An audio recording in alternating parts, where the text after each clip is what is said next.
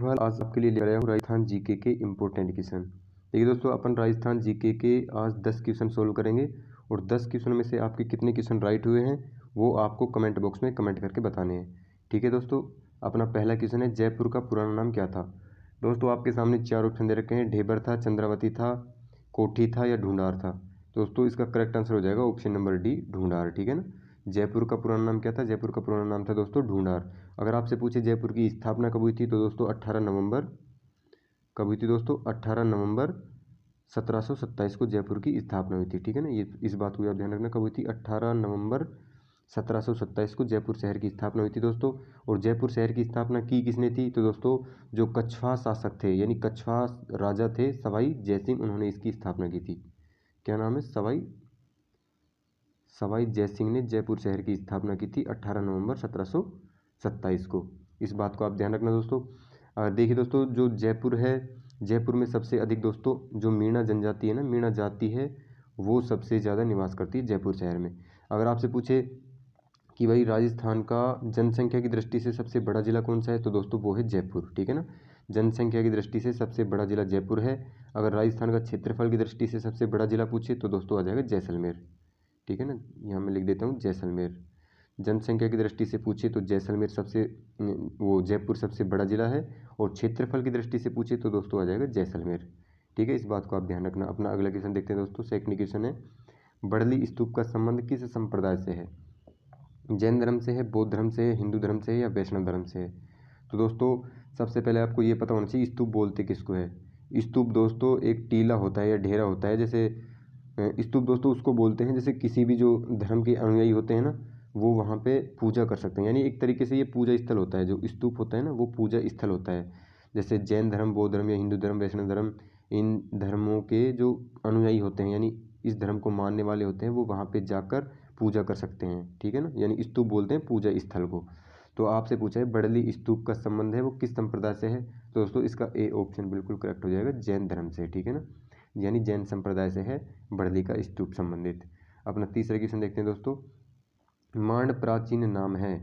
मांड दोस्तों एक प्राचीन गायन शैली है और एक क्षेत्र भी है। ठीक है ना, मांड पूछा है, मांड एक क्षेत्र है, वो बताना है मांड है वो किस क्षेत्र को कहा जाता था प्राचीन काल में। आपके सामने 3 ऑप्शन हैं, अमेरिका, जयपुर, जैसलमेर। तो दोस्तों जैसलमेर को मांड क्षेत्र कहा जाता था। और विश्व प्रसिद्ध दोस्तों एक मांड गायिका थी जिसका नाम था गौरी देवी। ठीक है ना, गौरी देवी थी, गौरी देवी था दोस्तों इसका नाम। और इसको दोस्तों विश्व ख्याति प्राप्त थी, विश्व में बहुत ज़्यादा प्रसिद्ध थी ये मांड। जो मांड गायन थी उसमें अपनी प्रस्तुति देती थी ये कौन? गौरी देवी। ठीक है ना, अपना अगला क्वेश्चन देखते हैं दोस्तों। अपना चौथा क्वेश्चन है, राय पिथौरा किसे कहा जाता है? आपके सामने 3 ऑप्शन है, पृथ्वीराज को यानी पृथ्वीराज तृतीय को, गोविंदराज को या हरिराज को। तो राय पिथौरा दोस्तों बोलते हैं पृथ्वीराज तृतीय को। ठीक है ना, पृथ्वीराज तृतीय को राय पिथौरा बोलते हैं दोस्तों। और पृथ्वीराज किसके पुत्र थे? तो दोस्तों विग्रहराज के पुत्र थे ये, पुत्र विग्रहराज। ठीक है ना, विग्रहराज के दोस्तों क्या थे? पुत्र थे। और पृथ्वीराज ने दोस्तों, जो पृथ्वीराज तृतीय है उसने दिल्ली में जो लाल कोट है उसके लेकर निर्माण करवाया था, है ना। किला कौन सा है? लाल कोट। इस बात को भी आप ध्यान रखना, लाल कोट क्या है? किला है दोस्तों। इसका निर्माण किसने करवाया था? इसका निर्माण करवाया था पृथ्वीराज तृतीय ने। अपना अगला क्वेश्चन देखते हैं दोस्तों, चौहान वंश के रणथंभौर शाखा का संस्थापक था।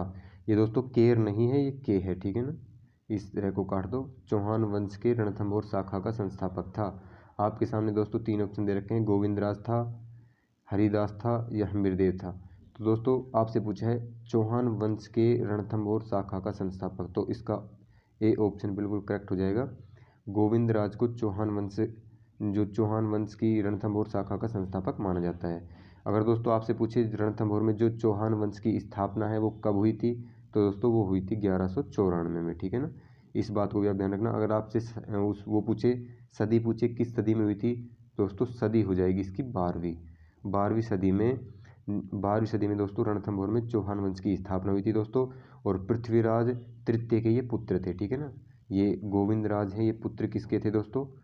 तो ये पुत्र थे दोस्तों पृथ्वीराज तृतीय के। ठीक है, पृथ्वीराज तृतीय के दोस्तों ये कौन थे? ये पुत्र थे। और इन्होंने ही रणथंभौर में चौहान वंश की स्थापना की थी दोस्तों, यानी चौहान वंश के रणथंभौर शाखा के संस्थापक माना जाता है गोविंदराज को। अपना अगला क्वेश्चन देखते हैं दोस्तों। छठा क्वेश्चन है अपना, रणथंभौर का महान शासक था। दोस्तों रणथंभौर का महान शासक पूछा है आपसे, कौन था? तो देखिए दोस्तों, इसका करेक्ट आंसर तो आप सभी को पता होगा। आपके सामने चार ऑप्शन है, हम्मीरदेव था, गोविंदराज था, ये चैत्र सिंह नहीं दोस्तों, जैत्र सिंह है, ठीक है ना, इसके ऊपर डबल मात्राएं हैं, जैत्र सिंह या हरिदास। तो दोस्तों इसका ए ऑप्शन बिल्कुल करेक्ट हो जाएगा। हम्मीरदेव को रणथंभौर का महान शासक माना जाता है दोस्तों। और पिता का नाम क्या था दोस्तों? हम्मीरदेव के पिता का नाम था जैत्र सिंह। ये तीसरा वाला ऑप्शन है ना, जैत्र सिंह, ये हम्मीरदेव के दोस्तों पिताजी थे। और हम्मीरदेव की अगर माँ आपसे माता पूछे तो हम्मीरदेव की माता का क्या नाम था दोस्तों? तो माता का नाम था दोस्तों हीरा देवी, ठीक है ना, क्या नाम था? हीरा देवी। हीरा देवी हम्मीरदेव जी की माता का नाम था दोस्तों। और हम्मीरदेव के कितने भाई थे? 2 भाई भी थे, ये भी आपको ध्यान रखना है। इसके 2 भाई थे। पहला भाई का नाम क्या है दोस्तों? तो पहला भाई का नाम है सुरताना। क्या नाम है? सुरताना, ठीक है ना, पहले भाई का नाम सुरताना है दोस्तों। और दूसरे भाई का है बीरमा देव। सुरताना देव और बीरमा देव, ये 2 भाई थे दोस्तों हम्मीरदेव के। आपसे पूछे रणथंभौर का महान चौहान शासक कौन था? तो हम्मीरदेव इसका बिल्कुल करेक्ट आंसर हो जाएगा। अपना अगला क्वेश्चन देखते हैं दोस्तों। 7वां क्वेश्चन है अपना, जयसिंह सूरी के लेखक थे। जयसिंह सूरी के लेखक बताने दोस्तों कौन थे? हमीर मद मर्दन थे, हमीर रासो थे या हमीर हट थे? तो दोस्तों इसका करेक्ट आंसर हो जाएगा ऑप्शन नंबर ए, हमीर मद मर्दन, ठीक है ना। अपना अगला क्वेश्चन देखते हैं दोस्तों। अपना अगला क्वेश्चन है 8वां, तराइन का दूसरा युद्ध कब हुआ? दोस्तों ये तो आप सभी को पता होगा, तराइन का दूसरा युद्ध कब हुआ था। आपके सामने 3 ऑप्शन दे रखे हैं, 1199 ईस्वी, 1192 ईस्वी या 1191 ईस्वी। तो इसका बी ऑप्शन बिल्कुल करेक्ट हो जाएगा दोस्तों। तराइन का दूसरा युद्ध है वो कब हुआ था? वो हुआ था दोस्तों 1192 ईस्वी में। और ये दोस्तों पृथ्वीराज चौहान और मोहम्मद गौरी के बीच में लड़ा गया था, ठीक है ना। ये दूसरा युद्ध है दोस्तों, ये किसके बीच में लड़ा गया था? पृथ्वीराज और गौरी के बीच में, ठीक है ना, यानी मोहम्मद गौरी के बीच में लड़ा गया था दोस्तों। और इसमें गौरी को दोस्तों क्या हो गई थी? विजय प्राप्त हो गई थी, ठीक है ना, इस बात को याद ध्यान रखना। जो गौरी है उसको विजय प्राप्त हो गई थी, यानी इसमें मुस्लिम है वो जीत गए थे। और जो चौहान या पृथ्वीराज चौहान थे यानी हिंदू थे, ये हार गए थे, ठीक है ना। और दोस्तों 1191 में तराइन का पहला युद्ध हुआ था दोस्तों, उसमें किसने विजय प्राप्त की थी? तो उसमें पृथ्वीराज चौहान ने विजय प्राप्त कर ली थी, ठीक है। ये पहला युद्ध कब हुआ था दोस्तों? 1191 में पहला युद्ध हुआ था, यानी प्रथम युद्ध हुआ था। और 1192 में हुआ था दोस्तों तराइन का दूसरा युद्ध, ठीक है ना। तो पहले युद्ध में तो पृथ्वीराज चौहान जीत गए थे और दूसरे युद्ध में गौरी जीत गए थे, ठीक है। अपना अगला क्वेश्चन देखते हैं दोस्तों। 9वां क्वेश्चन है अपना, अचलगढ़ दुर्ग के निर्माता, यानी अचलगढ़ दुर्ग के निर्माता कौन है वो आपको बताने हैं। राजा हम्मीर है, सूरजमल जाट है, महाराणा कुंभा है। ये 3 ऑप्शन है आपके सामने, तो इसका करेक्ट आंसर हो जाएगा दोस्तों ऑप्शन नंबर सी, यानी महाराणा कुंभा इसका बिल्कुल करेक्ट आंसर हो जाएगा दोस्तों। जो अचलगढ़ है वो दोस्तों एक गिरी दुर्ग है, ये भी आपको ध्यान रखना है, ठीक है ना। क्या है ये दोस्तों? गिरी दुर्ग है। गिरी दुर्ग किसको बोलते हैं दोस्तों? पहाड़ों पर बना होता है उसको बोलते हैं गिरी दुर्ग। और दोस्तों जो आपसे पूछे कि अचलगढ़ दुर्ग है वो है कहाँ पे, तो दोस्तों वो है सिरोही में, ये भी आपको ध्यान रखना है। कहाँ पे है? जो अचलगढ़ का दुर्ग है वो सिरोही में स्थित है दोस्तों। इसका निर्माण है वो परमारों ने करवाया था, ठीक है ना। इसका निर्माण किसने करवाया था? परमारों ने करवाया था दोस्तों। परमार क्या है? एक शाखा है दोस्तों, उन्होंने परमारों ने इसका निर्माण करवाया था। लेकिन जो महाराणा कुंभा है उसने इसको नया नाम दिया था, यानी इसका जीर्णोद्धार करवाया था। जैसे ये जो अचलगढ़ का दुर्ग है ये टूट गया था और इसका जीर्णोद्धार किसने करवाया था? महाराणा कुंभा ने। तो इसको निर्माणकर्ता भी किसको माना जाता है? महाराणा कुंभा को माना जाता है, ठीक है ना। तो इसका सी ऑप्शन बिल्कुल करेक्ट हो जाएगा। अचलगढ़ दुर्ग है उसका निर्माण किसने करवाया था? महाराणा कुंभा ने। अपना अगला क्वेश्चन देखते हैं दोस्तों। अपना 10वां क्वेश्चन है, जालोर का किला किसने बनवाया था? जालोर का किला किसने बनवाया था दोस्तों? ये आपको पता होना चाहिए।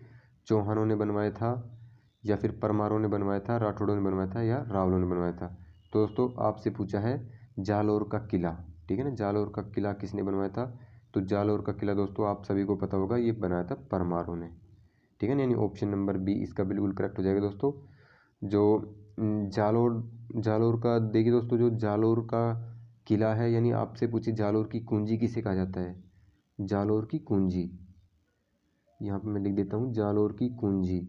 जालोर की कुंजी अगर आपसे पूछे दोस्तों किसको कहा जाता है, तो दोस्तों वो कहा जाता है लोहागढ़ किला, ठीक है ना। लोहागढ़ का किला कहाँ पे दोस्तों? तो लोहागढ़ का किला पड़ता है दोस्तों भरतपुर में। कहाँ पड़ता है? भरतपुर में। इस बात को आप ध्यान रखना। जालोर की कुंजी लोहागढ़ दुर्ग को कहा जाता है और वो लोहागढ़ दुर्ग कहाँ पे? भरतपुर में है। और दोस्तों आपसे पूछे जालोर दुर्ग है उसकी ऊंचाई कितनी है, तो दोस्तों 336 मीटर है। ठीक है ना, 336 क्या है, 336 मीटर है। वो 336 मीटर है, वो जालोर दुर्ग की क्या है, ऊंचाई है। देखिए दोस्तों, जालोर दुर्ग है उसको सोनगिरी पहाड़ी पर होने के कारण उसको दोस्तों सोनगढ़ भी कहा जाता है, यानी सोनगढ़ का किला भी बोलते हैं। किसको बोलते हैं सोनगढ़ का किला, तो सोनगढ़ का किला बोलते हैं दोस्तों जालोर के किले को, सोनगढ़ किला। इस बात को भी दोस्तों आप ध्यान रखना, सोनगढ़ का किला भी किसको कहा जाता है, जालोर के किले को कहा जाता है। दोस्तों अगर आपसे पूछे कि जालोर का प्राचीन नाम क्या था, तो जालोर का दोस्तों प्राचीन नाम था जवालीपुर। ठीक है ना, क्या नाम था, जाबलीपुर, जाबलीपुर। जालोर का प्राचीन नाम दोस्तों जाबलीपुर था, और इसको स्वर्णगिरी भी बोलते हैं। इस बात को भी दोस्तों आप ध्यान रखना, क्या बोलते हैं, सुवर्णगिरी। थोड़ी हैंड राइटिंग दोस्तों ख़राब हो रही है, लेकिन आप शब्दों पर ध्यान देना। इसको बोलते हैं स्वर्णगिरी, जावलीपुर इसको स्वर्णगिरी भी बोलते हैं। ठीक है दोस्तों, आज के लिए इतना ही। अगर आपको वीडियो अच्छी लगे तो चैनल को दोस्तों सब्सक्राइब जरूर कर देना। ठीक है, थैंक यू सो मच।